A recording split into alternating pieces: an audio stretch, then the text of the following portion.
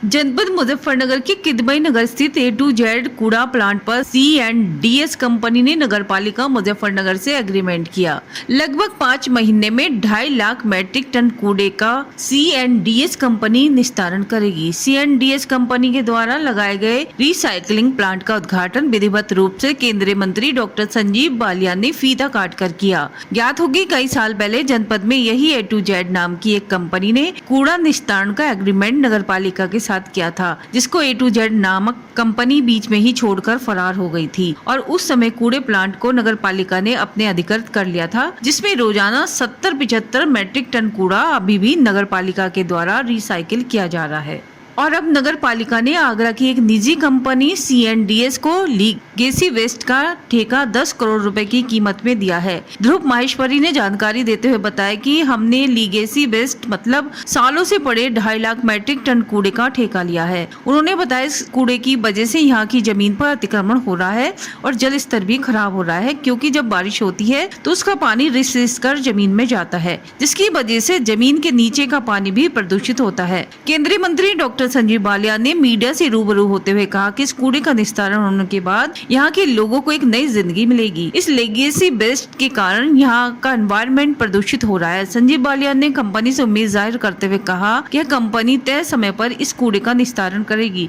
साथ ही मंत्री ने नगरपालिका की व्यवस्थाओं पर निशाना साधते हुए कहा कि हमारे शहर में इस तरह की सभी कंपनियां फेल हो गई हैं। ध्रुव माहेश्वरी ने कहा कि इस योजना के तहत कई लाभ यहाँ पर होंगे जो जन कल्याणकारी साबित होंगे, जिससे सालों से घिरी हुई भूमि की कूड़े के अतिक्रमण से मुक्ति मिलेगी।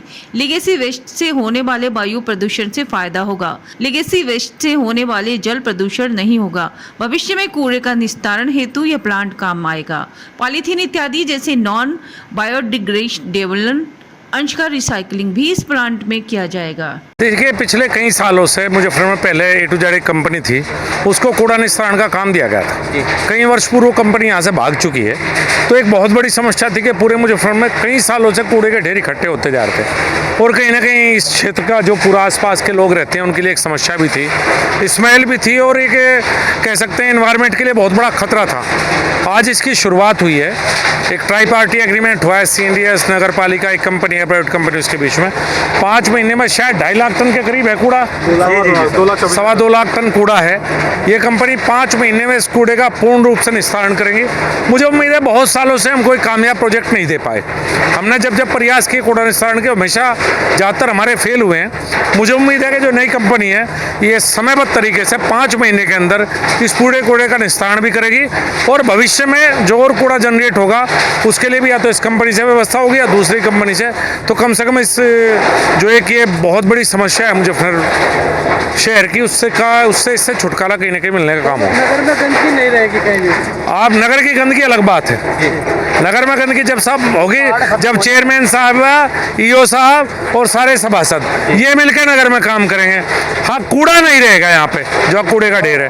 नगर में काम होना बहुत जरूरी है। जब से नई सरकार बनी है, नए मंत्री AK शर्मा, उनका फोकस रखा है सफाई में, सुबह से काम होना शुरू है और मैं उम्मीद करूंगा कि मुजफ्फरनगर की नगर पालिका, जिसमें सभी लोग हैं, चुने हुए भी और सरकारी भी, ये सब लोग भी सरकारी भाव को देखते हुए काम करें। मतलब ये हनुमान चालीसा को लेकर जगह जगह विरोध चला, महाराष्ट्र में खास कर, क्या कहेंगे इस पे? हमारे यहाँ तो नहीं है ना, ठीक है। ये लेगेसी वेस्ट के लिए होता है, मतलब कूड़े जो होते हैं 2 तरीके के होते हैं, एक अपना फ्रेश वेस्ट होता है, एक लेगेसी वेस्ट होता है।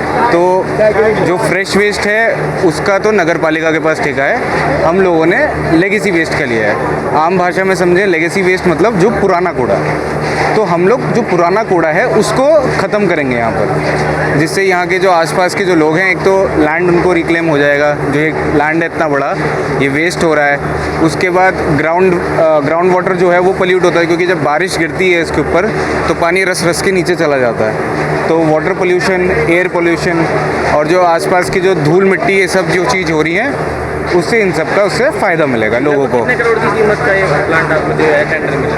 ये टेंडर की वैल्यू अगर देखे जाए तो लगभग 10 करोड़ के करीब की है। तो जो आप कूड़े को जो वेस्ट होएगा उसको आप बनाकर क्या जो एंड में है उसका क्या होगा? देखिए, अभी आप जैसे प्लांट चल रहा है तो देख सकते हैं उसमें से 3-4 चीज़ें निकल रही हैं। एक निकल रही है मिट्टी निकल रही है, दूसरा निकल रहा है रोड़ी पत्थर, ये सारी चीज़ें निकल जाती हैं। तो जो मिट्टी है वो लैंडफिल्स में इस्तेमाल हो सकता है, किसी को भराव के लिए चाहिए ऐसे वहाँ पर चला जाएगा।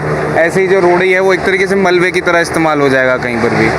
उसके बाद फिर तीसरी चीज़ आती है जिसमें प्लास्टिक होता है और अन्य बाकी सारी चीज़ें होती हैं। तो हम मैनुअल सॉर्टिंग करके प्लास्टिक को भी अलग कर सकते हैं, पर प्लास्टिक की क्वालिटीज़ होती हैं तो हमें इसमें ज़्यादा अच्छी की क्वालिटी नहीं मिल पाती है।